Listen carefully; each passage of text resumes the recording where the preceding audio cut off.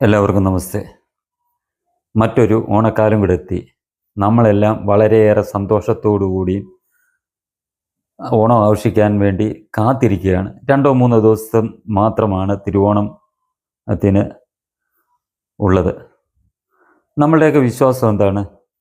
പണ്ടെന്നോ ഇവിടം ഭരിച്ചിരുന്ന ഒരു രാജാവ്, മഹാബലി എന്ന് പറയുന്ന രാജാവ് അന്നേ ദിവസം തൻ്റെ നാട് സന്ദർശിക്കാൻ വരും എന്നുള്ള ഒരു വിശ്വാസം, അതാണ് ഈ നാട്ടിലെ പ്രബലമായിട്ടുള്ള വിശ്വാസം. അതുകൂടാതെ നമ്മൾ പറയുന്നുണ്ട്, ഇത് ചിങ്ങം 1 എന്ന് പറയുന്ന ആ കാർഷിക വിളവെടുപ്പിൻ്റെ ഉത്സവം എന്നൊക്കെ പറയുന്നുണ്ട് ഓണത്തിന്. എന്നാലും പ്രബലമായിട്ട് നിൽക്കുന്നത് ആ മഹാബലി എന്ന് പറയുന്ന ആ ചക്രവർത്തി അദ്ദേഹത്തിൻ്റെ ഭരണകാലത്ത് കള്ളമില്ല, ചതിയില്ല, ആരും കള്ളത്തരം പറയുകയില്ല, എല്ലാവരും തുല്യരായിരുന്നു. അത്രമാത്രം ഗുണവിശേഷമുള്ള ഒരു ഭരണാധികാരിയായിരുന്നു അദ്ദേഹം. പ്രജാക്ഷേമ തൽപരൻ, പ്രജകൾക്ക് വേണ്ടി മാത്രം ജീവിച്ച ഒരു മനുഷ്യൻ. ആ രാജാവിൻ്റെ, ആ ചക്രവർത്തിയുടെ ആ വരവിനെ, ആ ഓർമ്മ പുതുക്കുന്ന സുദിനമാണ് അദ്ദേഹം അന്ന് തിരുവോണ നാളിൽ കേരളത്തിൽ തൻ്റെ പ്രജകളെ കാണാൻ വരും എന്നുള്ള വിശ്വാസം. അതിനുവേണ്ടിയുള്ള തയ്യാറെടുപ്പ്, അദ്ദേഹത്തിന് വേണ്ടി പൂക്കളം ഇടുന്നു, ഓണസദ്യ ഒരുക്കുന്നു, എല്ലാം ചെയ്യുന്ന ആ പഴയ ആ സമൃദ്ധിയുടെയും ആ സമത്വത്തിൻ്റെയും ഒക്കെ ആ നാളുകൾ ഓർമ്മിപ്പിക്കുന്നതുമായിട്ടുള്ള സുദിനം. നമ്മൾ വളരെ വലിയ ആഘോഷങ്ങളൊക്കെയാണ് ആ ദിവസത്തിൻ്റെ ആ പഴയ ഓർമ്മ പുതുക്കിക്കൊണ്ട് നാട് ഒന്നടങ്കം സംഘടിപ്പിക്കുന്നത്. എല്ലാ ജനവിഭാഗങ്ങളും അതിനകത്തിൽ പങ്കെടുക്കുന്നുണ്ട്. എന്നാൽ ചില സർപ്പങ്ങൾ അത് മതനേതാക്കന്മാരുടെ മേലങ്കി അണിഞ്ഞ് അത് ആഘോഷിക്കരുത്, നമ്മളുടെ മതത്തിന് വിരുദ്ധമാണ് എന്നൊക്കെ പറഞ്ഞ് ഇതിനെ ശോഭ കെടുത്താൻ ശ്രമിക്കുമെങ്കിലും ആ സമുദായത്തിൽ, ആ മതത്തിൽപ്പെട്ട ആൾക്കാർ പോലും മഹാഭൂരിപക്ഷം ഇത് ആഘോഷിക്കാറുണ്ട്. അടുത്ത കാലത്തായിട്ട് ആ ഒരു മതവിഭാഗത്തിൽ ഉയർന്നു വന്നിട്ടുള്ള ചില തീവ്രവാദ സ്വഭാവമുള്ള സംഘടനകൾ, അല്ലെങ്കിൽ ആ മതത്തിൻ്റെ പേരിലുള്ള ഒരു രാഷ്ട്രീയ പാർട്ടി, അത് കേരളം ഭരിച്ചുകൊണ്ടിരിക്കുന്ന, പ്രധാന വകുപ്പുകൾ ഭരിച്ചുകൊണ്ടിരിക്കുന്ന ആ രാഷ്ട്രീയ പാർട്ടി ഒക്കെ ഇതിനെതിരായിട്ട് നിൽക്കുമെങ്കിലും ആ സമുദായത്തിൽ, ആ മതത്തിൽപ്പെട്ട ബഹുഭൂരിപക്ഷം ആൾക്കാരും ഈ കേരളത്തിലെ ജനങ്ങളോടൊപ്പം ആ സന്തോഷം പങ്കിടാറുണ്ട്. ഇത് ഞാനിപ്പോൾ പറഞ്ഞു വരുന്നത്, നമ്മൾ കേട്ടിട്ടുള്ളത് വളരെ സുശീലനും സുമുഖനും സുന്ദരനുമായ ഒരു രാജാവായിരുന്നു. അത് ശരീര സൗന്ദര്യം കൊണ്ടായാലും സ്വഭാവത്തിൻ്റെ മഹിമയും സൗന്ദര്യം കൊണ്ടായാലും എല്ലാം വളരെ സാത്വികനായിരുന്ന ഒരു രാജാവ്. അതാണ് നമ്മളുടെ എല്ലാം സങ്കല്പം. പക്ഷേ ഇപ്പോൾ കുറേ കാലങ്ങളായി നമ്മൾ കണ്ടുവരുന്നത് എന്താണ്? വെറും ഒരു കോമാളിയായിട്ടുള്ള മഹാബലിയെയാണ് നമ്മൾ കാണുന്നത്. പത്രങ്ങളിലായാലും കച്ചവട സ്ഥാപനങ്ങളായാലും എല്ലാം ഒരു കോമാളിയായിട്ട് മഹാബലി ചക്രവർത്തിയെ ചിത്രീകരിച്ചുകൊണ്ടാണ് ഈ പരിപാടികൾ മൊത്തം മുന്നോട്ട് കൊണ്ടുപോകുന്നത്. എത്രമാത്രം ദുഃഖകരമായിട്ടുള്ള കാര്യമാണ് അതെന്ന് നമ്മളൊന്ന് ആലോചിച്ച് നോക്കുക. ഒറ്റ ഒരു കാര്യത്തെക്കുറിച്ച് നമ്മൾ ചിന്തിക്കുക. ഇത് ഈ മഹാബലി ചക്രവർത്തി എന്ന് പറയുന്നത് ഹിന്ദു പാരമ്പര്യം, ഹിന്ദു സംസ്കാരവുമായി ബന്ധപ്പെട്ട ഒരു കഥാപാത്രമായതുകൊണ്ടല്ലേ ഇങ്ങനെ കോമാളിയായി ചിത്രീകരിച്ച് അധിക്ഷേപിക്കാൻ ശ്രമിക്കുന്നത് എന്നുള്ള കാര്യം നമ്മൾ ചിന്തിക്കുക. ഇത് വളരെയേറെ കാലം കൊണ്ട്, കുറേയേറെ വർഷങ്ങൾ കൊണ്ട്, ഈ അടുത്ത കാലത്ത് തുടങ്ങിയല്ല, കുറേയേറെ നാളുകൾ കൊണ്ട് ഇതിനുള്ള ശ്രമം നടന്നുകൊണ്ടിരിക്കുകയാണ്. അത് നമുക്കറിയാം. ഹിന്ദു സംസ്കാരവുമായി ബന്ധപ്പെട്ട പ്രതിബിംബങ്ങളെ മൊത്തം വക്രീകരിക്കുക എന്നുള്ളത് ഒരു അജണ്ടയാണ് മറ്റുള്ളവരുടെ. എന്നുവെച്ചാൽ അങ്ങനെ വക്രീകരിച്ചും മോശക്കാരാക്കിയും ചിത്രീകരിച്ച് ഹിന്ദു ജനങ്ങളെ കുറച്ച് അതിൽ നിന്ന് അകറ്റി നിർത്തുക എന്നുള്ള ഒരു ചിന്ത, അവരെ മാനസികമായി തകർക്കുക എന്നുള്ള ഒരു ലക്ഷ്യം ഇതിൻ്റെ പിന്നിലുണ്ട്. നമ്മളൊന്ന് ആലോചിച്ച് നോക്കൂ. ലോകത്ത് എന്തുമാത്രം നമ്മൾ വായിക്കുന്നതാണ്. മുഹമ്മദ് നബി, അദ്ദേഹം ദൈവമല്ല, അദ്ദേഹം ഒരു പ്രവാചകനാണ്. ദൈവത്തിൻ്റെ സന്ദേശം ലോകത്ത് മൊത്തം എത്തിച്ച ഒരു പ്രവാചകൻ. അദ്ദേഹത്തിൻ്റെ ചിത്രം, അദ്ദേഹത്തെ ഒന്ന് ചിത്രീകരിച്ചാൽ എന്താണ് സംഭവിക്കുന്നത്? അങ്ങനെ ചിത്രം വരച്ചാൽ ആ ആളിൻ്റെ കൈ വെട്ടും, തലയൊക്കെ വെട്ടും.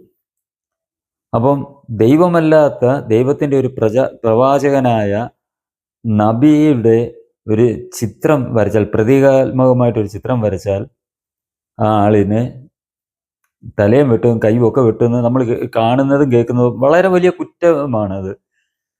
ഇസ്ലാമിക രാജ്യങ്ങളിൽ, ഇസ്ലാമിക രാജ്യങ്ങളല്ലെങ്കിൽ പോലും അങ്ങനെ ആരെങ്കിലും ചെയ്താൽ ഈ ഇസ്ലാം മിസ്റ്റുകൾ അവരെ കൊല്ലുന്നത് നമ്മൾ കാണുന്നതാണ്. നമ്മൾ അടുത്ത സമയത്ത് കേരളത്തിൽ കണ്ടതാണ് തൊടുപുഴ ഒരു ന്യൂമാൻ കോളേജിലെ ആ ഒരു അധ്യാപകൻ്റെ ആ അവസ്ഥ. അതേപോലെ തന്നെ അതുകൊണ്ട് ആരും നബിയെ മോശക്കാരനായിട്ട് ചിത്രീകരിക്കാറില്ല. ക്രിസ്തു മതത്തിൽപ്പെട്ട തന്നെ എത്രയോ അവരുടെ വിശുദ്ധന്മാരും ഒക്കെ ഉണ്ട്. സെൻറ് തോമസ് ആകട്ടെ, സെൻറ് ഗ്രിഗോറിയോസ് ആകട്ടെ, ഇതുപോലെ നിരവധി പേര്, പത്രോസ്, ഇതുപോലെ നിരവധി പേര് ഇവരുടെ മതവുമായിട്ട് ബന്ധപ്പെട്ടിട്ടുണ്ട്, ക്രിസ്തു മതവുമായിട്ട് ബന്ധപ്പെട്ട്. ഇതിലാരെയും ഇതുപോലെ കോമാളിയായിട്ട് ചിത്രീകരിച്ച് നമ്മൾ എവിടെയെങ്കിലും കണ്ടിട്ടുണ്ടോ? ഏതെങ്കിലും ഒരു മറ്റു മതസ്ഥൻ അങ്ങനെ ചെയ്തു കഴിഞ്ഞാൽ ഇവരത് മതനിന്ദ എന്നൊക്കെ പറഞ്ഞ്, ഈ രണ്ടു കൂട്ടരും മതനിന്ദ എന്നൊക്കെ പറഞ്ഞില്ലാത്ത പ്രശ്നങ്ങളും ഉണ്ടാക്കും, ഭയങ്കര വിഷയങ്ങളുണ്ടാക്കും. പക്ഷേ മഹാബലിയുടെ കാര്യം വന്നപ്പോൾ നോക്കൂ, അദ്ദേഹം ഹിന്ദു മതവുമായി ബന്ധപ്പെട്ട് നിൽക്കുന്ന ഒരാളായതുകൊണ്ട് എത്രമാത്രം മോശക്കാരനാക്കാനാണ് ഈ ഇത്തരം ആൾക്കാർ ശ്രമിച്ചുകൊണ്ടിരിക്കുന്നത്. ഇതിനെ ഏറ്റെടുത്ത് കുറെ ഹിന്ദുക്കളും ഇത് ഏറ്റെടുക്കും. മഹാബലിയെ മോശമായിട്ട് ചിത്രീകരിക്കുന്ന സംഭവം ഹിന്ദുക്കളും കുറെ പേരങ്ങ് ഏറ്റെടുക്കും. മറ്റ് ക്രിസ്തു മതത്തിൽപ്പെട്ടവരാണെങ്കിലും ഇസ്ലാം മതത്തിൽപ്പെട്ടവരാണെങ്കിലും അവരുടെ മതവുമായി ബന്ധപ്പെട്ട പ്രതിബിംബങ്ങളെ അല്ലെ പ്രതിരൂപങ്ങളെ, മതവുമായിട്ട് ബന്ധപ്പെട്ട് നിൽക്കുന്നവരെ മറ്റാരെങ്കിലും മോശമായി ചിത്രീകരിച്ചാൽ അതിനെതിരെ ശക്തമായി പ്രതികരിക്കും എന്ന് ഉള്ള സ്ഥാനത്താണ് ഹിന്ദുക്കൾ തങ്ങളുടെ വിശ്വാസവുമായി ബന്ധപ്പെട്ട് നിൽക്കുന്ന ഒരു മഹാനായ ഒരു ചക്രവർത്തിയെ ഇതേ രീതിയിൽ മോശക്കാരനായി ചിത്രീകരിച്ച്, ഒരു കോമാളിയായി ചിത്രീകരിച്ച് മറ്റുള്ളവർ നമ്മുടെ മുന്നിൽ അവതരിപ്പിച്ചപ്പോൾ നമ്മളതങ്ങ് ഏറ്റെടുത്ത് തലയെ വെച്ചുകൊണ്ട് അങ്ങ് നടക്കുന്നു. ഹിന്ദുക്കളുടെ സ്ഥാപനങ്ങളിൽ നിന്ന് നമ്മൾ ആലോചിച്ച് നോക്കുക, വലിയ കുടവയറിങ്ങനെ ചാടി, ഈ കവിളെല്ലാം ഏതാണ്ട് പോലും ഇങ്ങനെ വീർത്ത്, ചെറിയ മുഖം, ചെറിയ നെറ്റി, വലിയ കവിള്, വലിയ കപ്പടാമീശ, എന്തൊക്കെ രൂപത്തിലാണ് കാണിച്ചു വെച്ചിരിക്കുന്നത് മഹാബലിയെ ഓരോരുത്തർ. അത് ഹിന്ദുക്കളും കുറെ പേര് ഏറ്റെടുത്താണ്. അവരുടെ ലക്ഷ്യം എന്താണ്?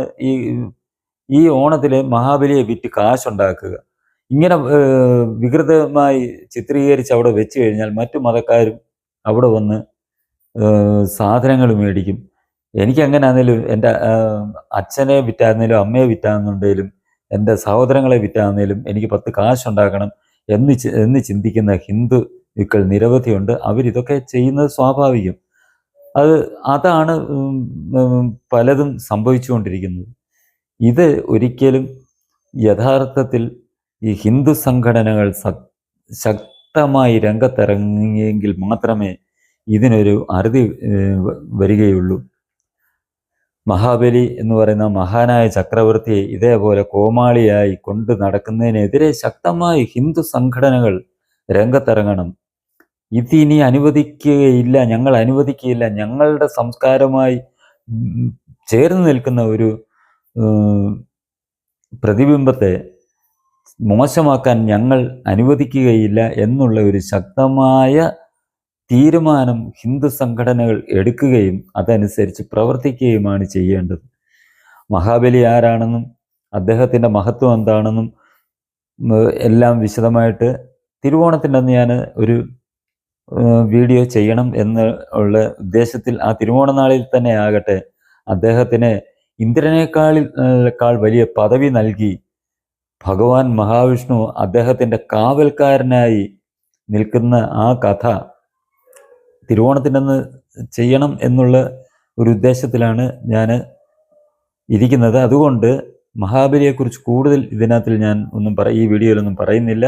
അദ്ദേഹത്തിന് ഈ മോശമായി ചിത്രീകരിക്കുന്നതിന് എതിരെ മാത്രമുള്ള ആ ഒരു കാര്യം മാത്രമാണ് ഞാനിവിടെ പറയുന്നത്.